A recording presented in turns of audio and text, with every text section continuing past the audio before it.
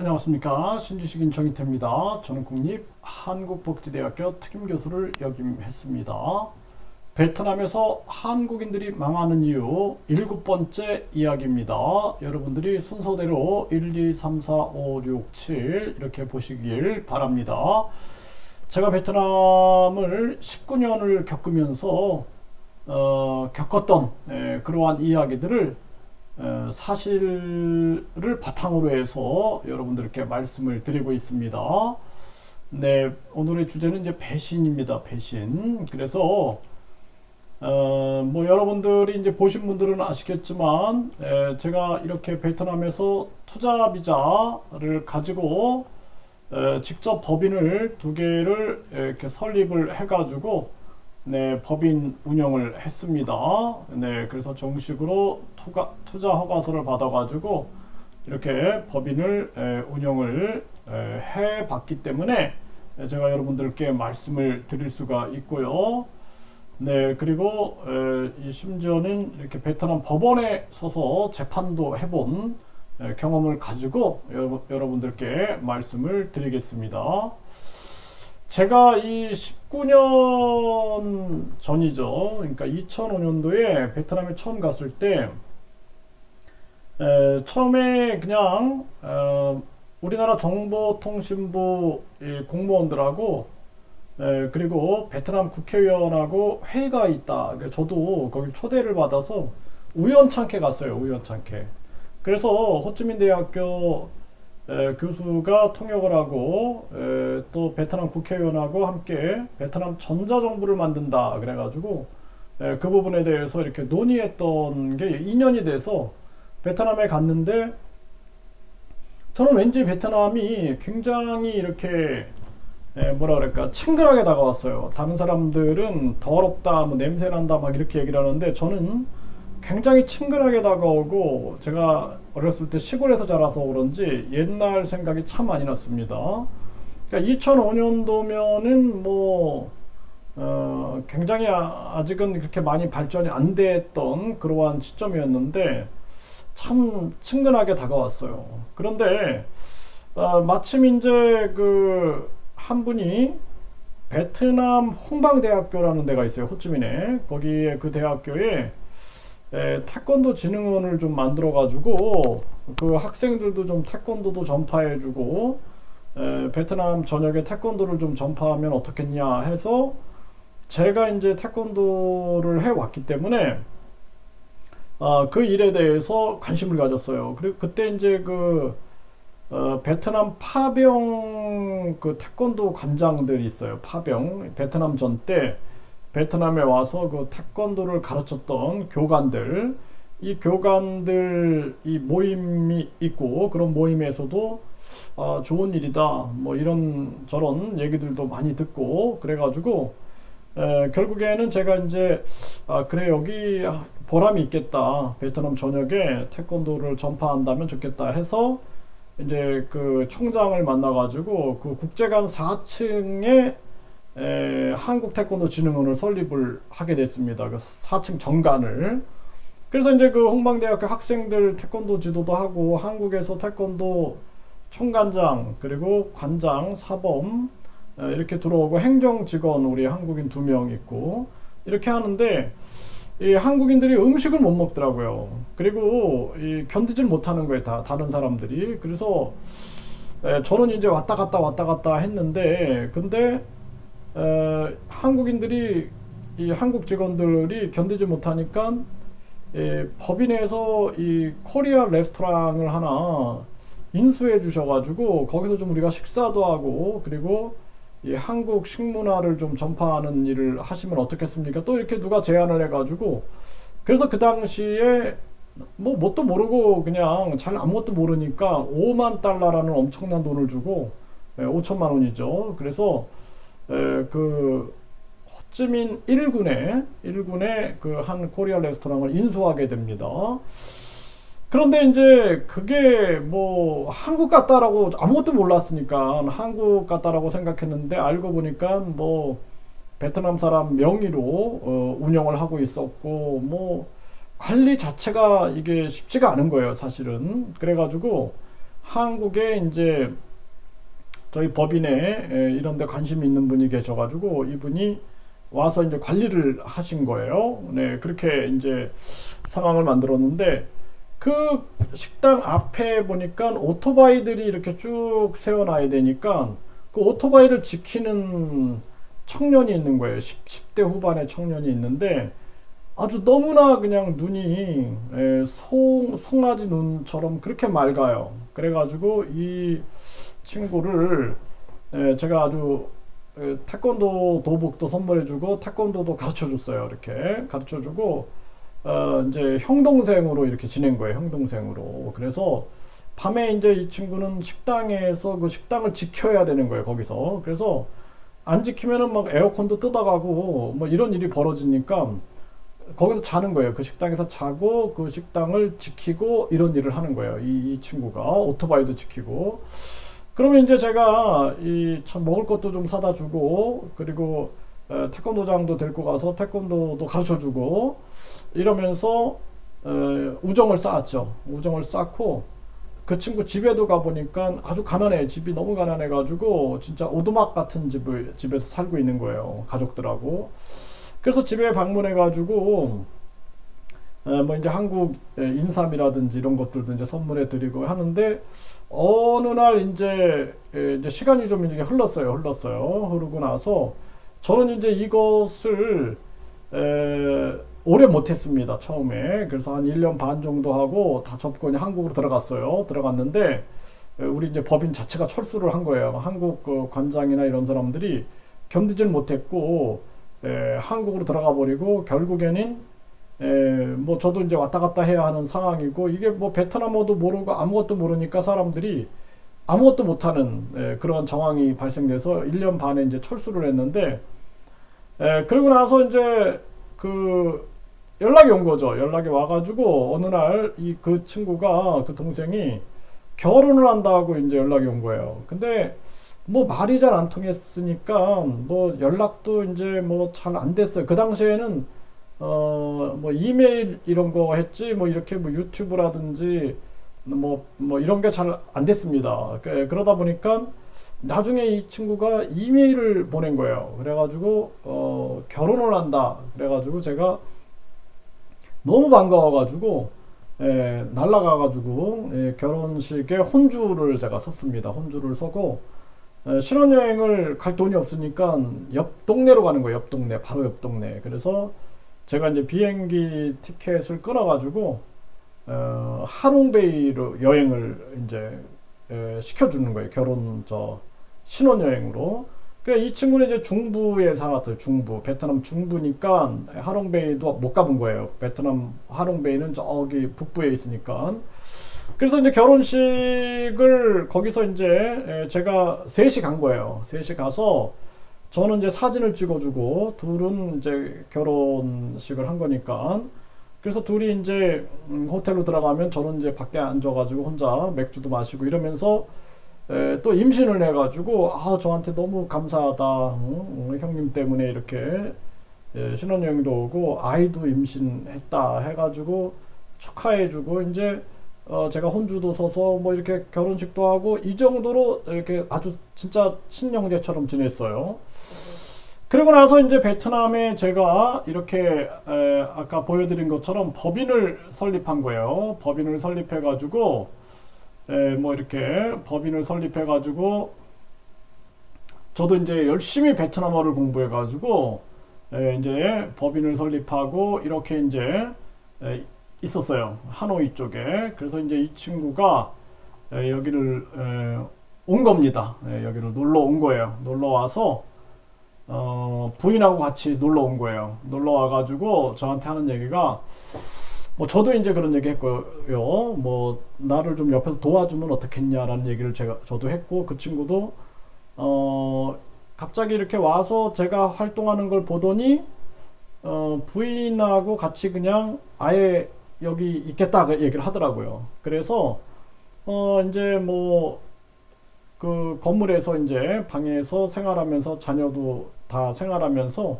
그냥 아예 그냥 생각을 하고 왔더라고요. 여기 올 생각을. 그리고 이제 거기서 생활을 한 거예요. 생활을 했는데 나중에 이제 저는 이제 학생들을 가르치고 막 이런 일을 하다 보니까 뭐 저는 그때 이제 학생들을 많이 가르쳤어요. 제가 네, 여기 보면은 학생들을 많이 가르치니까 이게 이제 힘들어요. 쉽지가 않습니다. 이제 여기가 저희 법인이 교육 및 외국어 교육센터로 투자 허가서를 받아가지고 설립을 했기 때문에 이게 쉽지가 않아요. 네, 그래서 이렇게 학생들을 가르쳐야 되니까 저는 이 학생들을 가르치고 있는 거예요. 이렇게 가르치는데 이 학생들을 가르치다 보니까 뭐 재무 관리든 뭐든 이건 제가 못하잖아요. 전혀 못하잖아요. 이게 다 맡긴 거예요. 다 맡기고 저는 열심히 이제 학생들만 가르치고 했는데 학생들이 이런저런 저한테 얘기를 해주는 거예요. 저 사람들이 좀 이상하다, 믿지 말아라, 이런 얘기들을 자꾸 해주는 거예요. 그래서 학생들이 나를 이간질을 하나 이렇게 생각을 했거든요. 나랑 어떤 관계에 있는 사람인데 이렇게 학생들이 이간질을 하나 보다. 근데 계속 그 막 심지어는 한국어로 이제 제가 베트남어를 당시에 잘 못했기 때문에 한국어로 써서 믿지 말고 저 사람들이 횡령을 하고 있다 막 이런 얘기를 써주는 거예요. 그래서 저 사람들이 나를 이간질을 시키는가 보다. 저는 그 말을 믿지 않았거든요. 나랑 어떤 관계에 있는 사람들인데 설마. 근데 계속 이런 투고가 날라오는 거예요. 그래가지고 안 믿었는데 한국인 직원이 이제 저한테 얘기를 해주는 거예요. 한국인 직원이 저 사람들이 진짜 횡령을 하고 있는 게 맞는 것 같습니다. 한번 조사를 한번 해보시죠. 얘기를 해주는 거예요. 그래가지고 이제 뭐 저는 그런데 관심 별로 없었어요. 관심 없고 내가 여기서 이제 법인도 설립했으니까 앞으로 내가 해야 할 일들, 그래서 여기 이제 뭐 이렇게 고아 아이들도 돕고 또 이렇게 소수민족 학생들한테 이렇게 많은 또 뭐 놀이터 만들어주기 뭐 이런 지원하는 거, 이게 저는 되게 행복했어요. 그래서 놀이터도 만들어주고 이렇게 에이즈 걸린 부모님 때문에 에이즈 걸린 아이들 돕고 학생들 이렇게 장학금도 주고 직접 제가 책도 출판해가지고 이게 베트남 서점에 다 있습니다. 이거 제가 쓴 책인데 책도 출판해가지고 베트남에서 출판하는데 엄청 오래 걸려요. 검열이 엄청 심합니다. 이런 일들을 했어요. 그래서 어린이들이 이렇게 놀이터 만들어주고 또 여기 뭐 이제 소수민족들 이불도 또 저는 이게 너무 행복해가지고 막 장학금도 주고 학생들한테 이런 일들을 쭉 해왔어요. 해오면서 저는 이제 베트남에다가 전문대학을 설립하자. 이게 이제 그러니까 전문대학이라고 해봤자 뭐 우리식으로 큰 대학이 아니에요. 여기는 그냥 직업 전문학교 정도라고 생각하시면 됩니다. 그래서 전문대학교를 설립하자. 그래서 한국과 베트남과의 이 관계를 통해서 내가 뭔가 뜻을 이루어야겠다라는 생각에 정진하고 있었던 거예요. 근데 그 사람이 자꾸 이 사람들이 좀 이상하다라고 하는데 도저히 내가 좀 진짜 한번 조사를 해봐야겠다 생각이 들어가지고 조사를 하기 시작했어요. 한번 조사를 해봤습니다. 그래서 장부를 가져와 봐라. 그리고 이 장부하고 영수증을 가져와 봐라 했는데 갑자기 이제 돌변하기 시작하는 겁니다. 돌변해서 한 번은 제가 수업을 하고 있는데 막 비명 소리가 나서 가보니까 저는 그 부인은 잘 모르잖아요. 그 남자 그 동생이 앉아 있고 그 여자가 발로 그냥 막 패고 있는 거예요. 그래서 그 장면이 너무 저는 이상했거든요. 그리고 옆에는 또 한 여자 직원이 서 있는 거예요. 그래서 저는 이제 제 생각에 이게 무슨 여자 직원을 뭐가 무슨 관계가 생겨가지고 매를 만나보다 이런 생각을 좀 해봤고 차마 근데 그걸 뭐라고 얘기를 할 수가 없어가지고 그냥 좀 조용히 좀 해달라, 나중에 대화를 하라 이제 그러고 이제 말았는데 이상해지기 시작하는 거예요. 그리고 그 부인의 태도가 점점 이제 아주 저를 대하는 태도가 이제 완전히 달라지고 그러더니 이제 이 동생이 저한테 이제 우리는 이제 다 가겠다 이제 다시 내려가겠다. 뭐 형이 우리를 의심하는 거냐 막 이런 얘기를 하는 거예요. 그래가지고 제가 그건 아니고 오해는 하지 말아라. 자꾸 솔직히 이런 얘기가 있고 해서 우리가 확인하는 거다 했는데, 딱 방에 갔는데 방에 이제 그 짐이 다 없어져 버렸어요. 네, 짐이 없어져 버리고 결국에는 이 사람들이 이제 도주를 한 겁니다. 해외로 도주를 한 거예요. 해외로 도주를 해버렸어요. 그래서 저는 이제 그 당시에 제가 느꼈던 게 뭐였냐면은, 그때 어마어마한, 나중에 조사해 보니까 금고가 다 비었고, 금고통이 완전히 비어 있는 거예요. 비었고, 뭐 진짜 심지어는 그 금고를, 제가 금고 여는 거를 이런 거를 잘 못해가지고, 근데 나중에 이제 금고를 열어서 확인을 했는데 거기 금이 있더라고요. 그저 뭐랄까요, 거북이 모양으로 된 금, 네, 이런 것들이 좀 있었고 다 없어졌어요. 싹 없어지고 해외로 가버린 겁니다. 네, 그래가지고 그 전에 그 남자 동생이 저한테 그런 얘기를 했어요. 아주 그 뭐라 그럴까, 비장한 각오로 저한테 얘기를 하는 거예요. 자기 아내지만 형이 한번 조사를 해봐야 되겠다, 이 가족들을.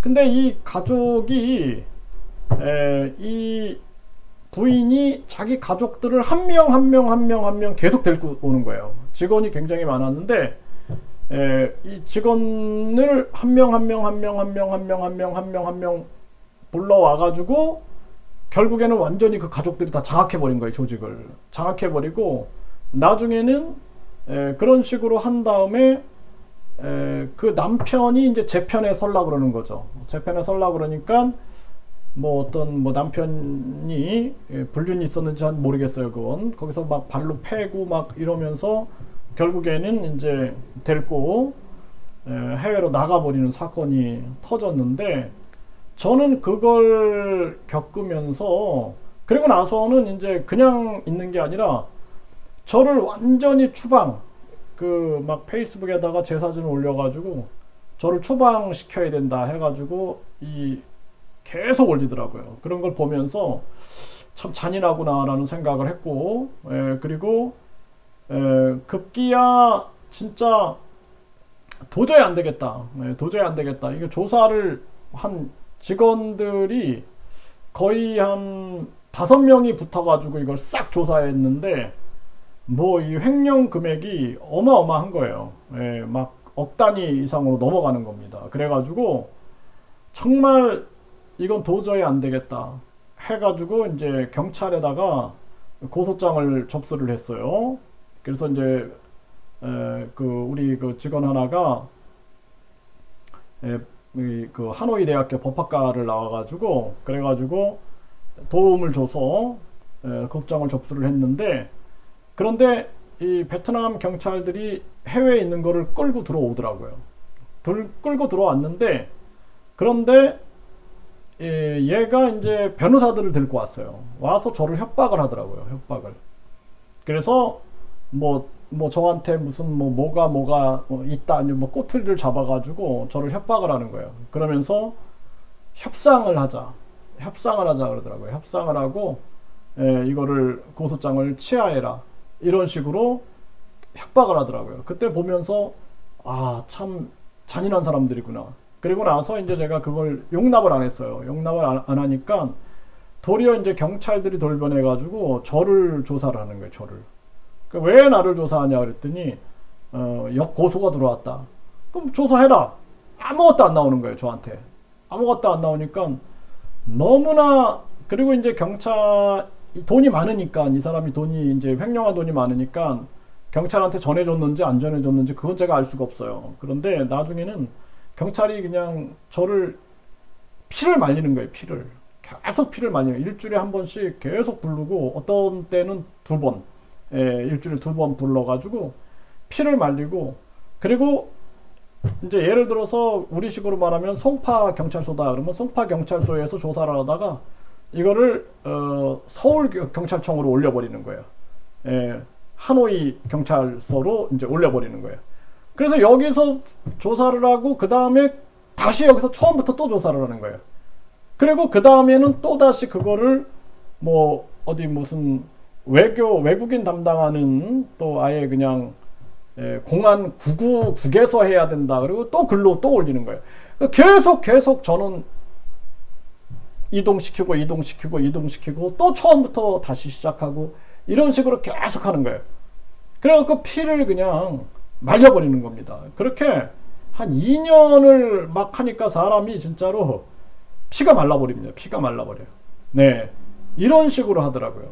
물론 저한테도 이제 베트남 경찰들이 연락을 하는 거예요.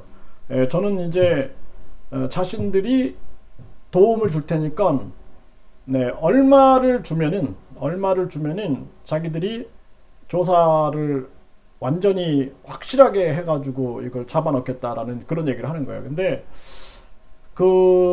제가 거기서 고민들을 많이 했어요. 내가 이렇게 하는 것이 도리어 이 사람들한테 말려 들어가는 것일 수 있다. 아무리 베트남 문화가 이러쿵 저러쿵 할지라도. 그래서 그거를 거부했던 적이 있었는데 그 이유도 계속 피를 말리는 겁니다. 그리고 저도 이제 베트남에 고위직 경찰이라든지 이런 사람들을 많이 알고 있어가지고 참 부끄럽지만 도움을 요청을 해봤는데, 근데 이 사람들도 잘 개입을 안 하려고 그래요. 베트남 각 부분의 권력들이 있기 때문에 그런 부분들. 야, 그래가지고 진짜 그렇게 흐지부지 되더라고요. 흐지부지. 그래서 완전히 증거가 차고 넘치는 거예요. 그래서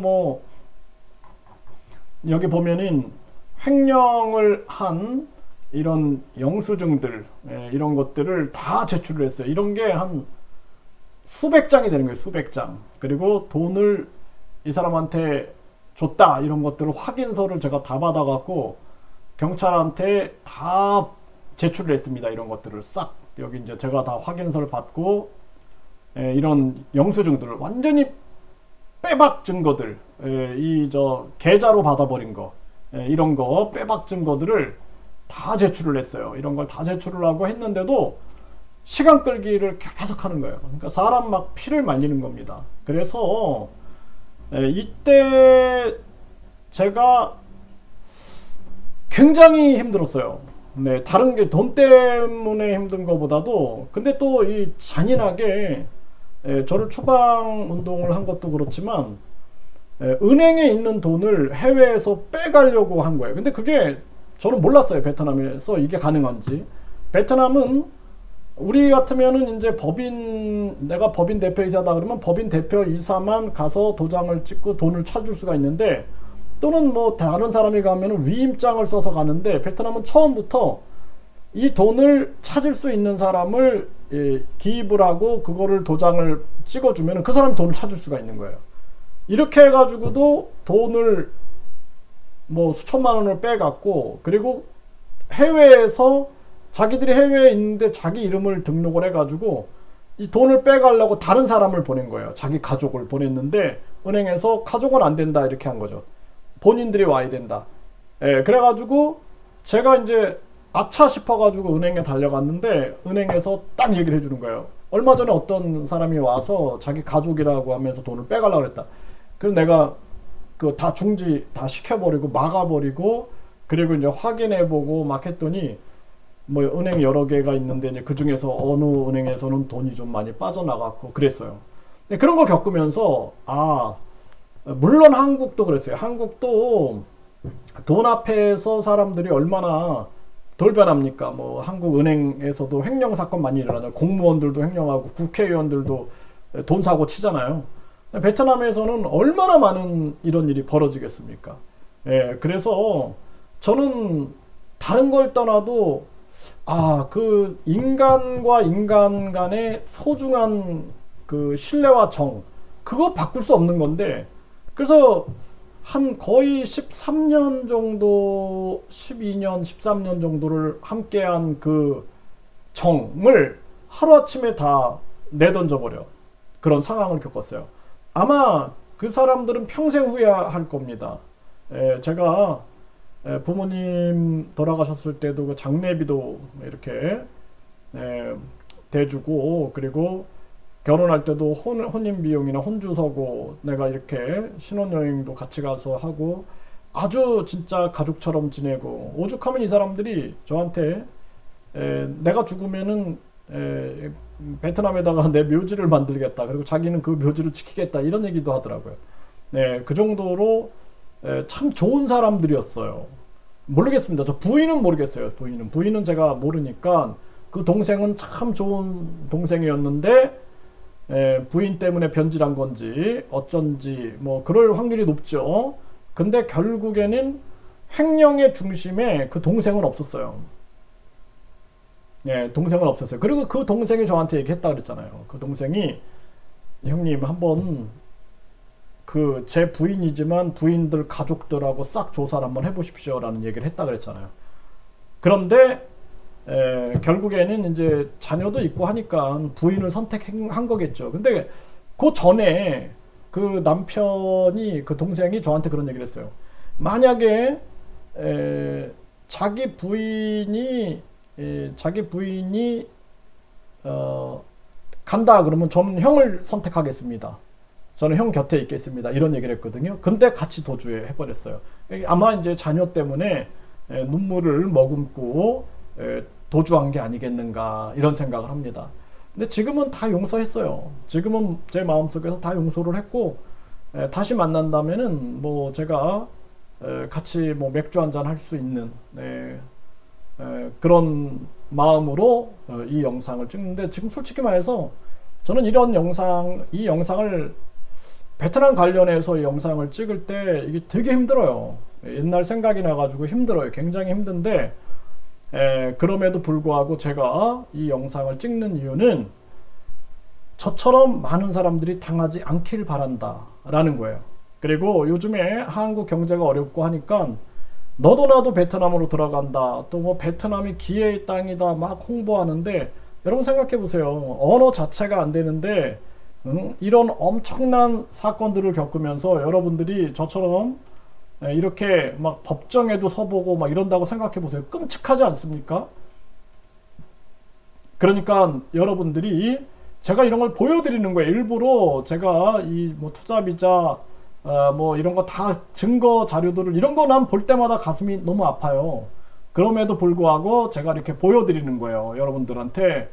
유튜브 보면은 그냥 사람들이 막 바람잡이 하는 것 같아 가지고 제가 이런 거를 올려드리는 거예요. 제가 그동안 겪었던 아주 황당한 이러한 사건들에 대해서 여러분들한테 계속 설명을 드리면서 뭐 베트남 이주를 준비하시는 분들은 철저하게 이 제 강의를 듣고 결단을 하셨으면 좋겠다는 생각이 들고, 또 국제 결혼을 한다 뭐 한다 할 얘기가 굉장히 많습니다. 제가 하나하나 베트남에서 한국인들이 망하는 이유에 대해서 제가 이렇게 다뤄드리겠습니다. 7번째 이야기인데 순서대로 쭉 보세요. 그럼 여러분들한테 도움이 될 겁니다. 그리고 여러분들이 궁금한 점이 있으시면은 댓글을 달아주시면은 제가 계속 영상을 올려드리도록 하겠습니다. 부디 여러분들이 뭐 어쩔 수 없이 베트남으로 가신 분들은 성공하시길 바라고, 그리고 지금 고민하시는 분들은 신중하게 생각을 하셔라, 이렇게 말씀을 드립니다.